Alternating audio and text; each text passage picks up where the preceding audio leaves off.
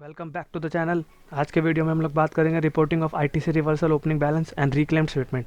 ये जो नोटिफिकेशन आई थी 5 जुलाई 2022 को आई थी, बट इससे रिलेटेड एक अमेंडमेंट आया है जो कि इसकी जो फाइनल डेट है, लास्ट डेट है ऑफ रिक्लेमिंग द आईटीसी, तो वो चेंज हुई है। उसके बारे में हम लोग बात करें। तो दोस्तों वीडियो को स्टार्ट करते हैं। अब जीएसटी में एक नोटिफिकेशन आई थी 14/2022, जो कि सेंट्रल गवर्नमेंट 5 जुलाई 2022 को आई थी, जो कि उसको रीड करना था 6 जुलाई 2022 में। उन्होंने क्या इंट्रोड्यूस किया था कि जीएसटीआर 3B में कुछ चेंजेस आए थे, कि उसके रिगार्डिंग में हम लोग बात करेंगे कि ITC reversal and re ITC और रीक्लेम ऑफ आईटीसी, कि जो आप आईटीसी आपने नहीं लिया था और उसको हमने जो टैक्स पेयर ने जमा नहीं किया था टैक्स, तो आपको रिवर्स करना पड़ा था। उसके बाद आपको जब उन्होंने टैक्स जमा किया तो उन्होंने आपको उसको क्लेम आपका टेबल 4B2 में आपको मिल जाएगा। तो उसके रिगार्डिंग में ये बात करें कि आईटीसी रिवर्सल और रिक्लेम स्टेटमेंट में क्या क्या था। इसमें आप यहाँ पे देखते हैं कि यहाँ पे टेबल 4 दे रखी है जीएसटीआर 3B की। इसमें नोटिफिकेशन में ये था कि नोटिफिकेशन में ये था कि ऑल अदर आईटीसी में जब आप पूरा आईटीसी आपने क्लेम कर दिया था, सपोज करिए आपने इन्होंने पूरा के पूरा आईटीसी क्लेम कर दिया था, लेकिन क्या हुआ था कि टैक्स पेयर ने टैक्स जमा नहीं किया, तो उसके केस में क्या था कि नेट आईटीसी आपको अवेलेबल पूरा का पूरा इतना आ गया था। बट यहाँ पे टेबल 4B में यहाँ पे 38, 42 और 43 as per the rule B CGST 17/5 17 sub section 5 में क्या था कि भाई आपको आईटीसी जितना आपने उन्होंने टैक्स जमा नहीं किया उतना आपको रिवर्स करना पड़ेगा। तो आपने जितना ज़्यादा आईटीसी ले रखा तो आपको रिवर्स करना पड़ेगा। उसी के रिगार्डिंग में ये लास्ट डेट आई है कि भाई जितना आपने आईटीसी आपका 2B में आ रहा है उतना आप क्लेम कर लीजिए। क्लेम करने के बाद जितना बैलेंस बच रहा है आईटीसी का उसको आपको रिवर्स करना होगा। बाद में अगर वो टैक्स जमा कर देते हैं तो आपको पूरा का पूरा आईटीसी उसका क्लेम मिल जाएगा। तो यहाँ पे अब देखते हैं आईटीसी रिवर्सल का एडवाइजरी आई है। इसमें क्या बोल रहा है, कोई भी आईटीसी रिवर्सल होगा as per rule 38, 42, 43 of section CGST rules and section 17 sub section 5 में, कि भाई आईटीसी रूल क्या होता है कि भाई which are absolute in nature and not in reclaimable, मतलब कि वो बार बार उसको ले नहीं पाएंगे, लेकिन अब रूल नेचर में आ रहा है। तो उसके केस में क्या होगा कि आपको आईटीसी रिवर्स करना पड़ेगा और यहाँ पे रिवोट करना पड़ेगा। अदर्स में क्या है कि ITC which are not permanent in nature and can be reclaimed in the future, मतलब कि आपने आईटीसी ले लिया था और लेकिन उसको आपने रिवर्स किया था, लेकिन बाद में जाकर उन्होंने टैक्स जमा कर दिया, तो उसके केस में क्या था आपको आईटीसी अवेलेबल हो गया था।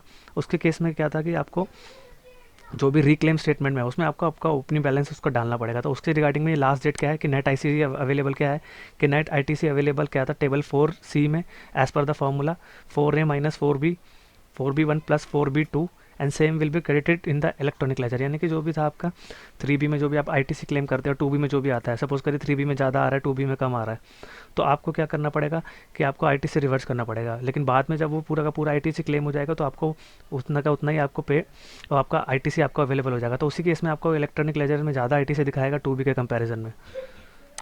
अब डी में क्या बोल रहा है, ITC reclaim which was reverse under 4B2, यानी कि आपने जो आईटीसी आपको जो ज़्यादा ले लिया था उतना आपने रिवर्स किया होगा। अब लेकिन बाद में क्या हुआ था, बाद में क्या होगा कि आपको जो टैक्स जमा कर देगा तो वो आपको आईटीसी दोबारा आप वो रिक्लेम कर सकते हैं। तो breakup of amount of reclaimable ITC which was reversed in the earlier table 4B2 and now is been reclaim under table 4A5, यानी कि आप जो आपने रिवर्स किया था 4B2 में और आप टेबल 4A5 में उसको जो रिक्लेम करेंगे, उसी के केस में आपको ओपनिंग बैलेंसेस डालने पड़ेंगे, जो कि अब उसकी ड्यू डेट मैं आपको बताऊंगा बाद में। अब ineligible ITC under section rule under section 16 sub section 4 and ITC restricted due to POS point of sale, जो भी आईटीसी आपको नहीं मिलेगा उसके केस में कहता है रिसिपिएंट जो भी होगा इंटर स्टेट सप्लायर में होगा, डिफरेंट स्टेट में होगा, वो आपको रिपोर्ट करेंगे please ensure not valid as per the reverse and A B, यानी कि मतलब आप उसको वो वैलिड नहीं होगा जब वो A और B में आपको रिवर्स करना पड़ेगा। तो अब सरकार ने क्या करा कि in order to facilitate the tax payer को फैसिलिटेट करने के लिए उन्होंने ITC reversal and reclaim therefore to avoid clerical mistake हटाने के लिए उन्होंने क्या करा, इलेक्ट्रॉनिक लेजर, क्रेडिट लेजर और रिक्लेम स्टेटमेंट उनको इंट्रोड्यूस करना पड़ा, जिससे कि टैक्स पेयर को बहुत फ़ायदा हो जाए, जिससे कि उनका पूरा का पूरा जो भी आईटीसी उन्होंने रिवर्स किया था उसको दोबारा रिक्लेम कर पाएँ। तो this statement will help the tax payers in tracking their ITC that has been reverse in the table 4B2 में जो भी आईटीसी उन्होंने रिवर्स किया था उसको उनका डिटेल मिल जाएगा and thereafter they reclaim in the table 4D1 and 4A5, यानी कि उसको उसी को उसमें 4D1 में और 4A5 में उसको हर एक पीरियड के हिसाब से वो लोग क्लेम कर पाएंगे। अगस्त रिटर्न से स्टार्ट कर दिया जाएगा। अब यहाँ पे हम लोग पढ़ते हैं इसके ड्यू डेट क्या थी। Taxpayer are permitted to use facility to report their ITC reversal balance and that has not been reclaimed, यानी कि उन्होंने जो रिक्लेम आईटीसी तो उन्होंने जो नहीं लिया था उसको लाने के लिए उन्होंने क्या किया था, ये स्टेटमेंट लेके आए, tax payer is advise to report solely those reclaimable ITC reversal, यानी कि जो आईटीसी रिवर्स करना होगा उनको वही का वही आईटीसी उनको डालना पड़ेगा। टैक्स पेयर में report the opening balance until 30th, यानी कि 30 नवंबर 2023 तक उनका जो भी आईटीसी रिवर्स उन्होंने किया था और अब वो लेना चाहते हैं तो वही उनको ओपनिंग बैलेंस में दिखाना पड़ेगा। हाँ, the tax payer may amend their opening balance until 31 December 2023, यानी कि उनको क्या करता है कि बस लास्ट डेट तो 30 नवंबर, लेकिन 31 दिसंबर तक उनको 3 बार उनको अमेंडमेंट करने का चांस दिया जाएगा 31 दिसंबर तक, जिससे कि अपना वो पूरा का पूरा बैलेंस वो ठीक से कर पाएँ। After 31 December the update value shall be frozen, no further attempt will provided to tax payer and clay amend their ITC reverse, मतलब 31 दिसंबर के बाद उनको कोई भी ऑप्शन नहीं दिया जाएगा जिससे कि वो अपना ओपनिंग बैलेंस चेंज कर पाए और बैलेंस फ्रीज हो जाएगा। अब क्या कह रहा है कि 6 में due diligence shall be done by reporting amending ITC reversal because only 3 time, मतलब कि पूरा का पूरा ध्यान रखा जाना चाहिए बैलेंस डालते समय, क्योंकि तीन बार ही अमेंडमेंट का चांस दिया जाएगा।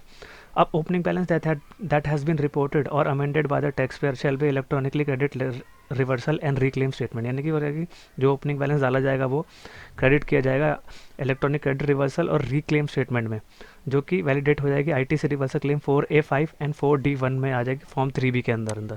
अब मैं आपको इसको प्रैक्टिकल बताता हूँ कि आपको कैसे कैसे आप ओपनिंग बैलेंसेस डालना है। अभी यहाँ पे हम लोग प्रैक्टिकल देखते हैं कि कैसे कैसे आपको रिपोर्ट करना है। मैंने यहाँ पे एक जीएसटी लॉगिन करके दिखाया है, इसमें डैशबोर्ड में ही आपका आ रहा है declaration of opening balance of accumulated ITC reversal and which is pending for reclaim.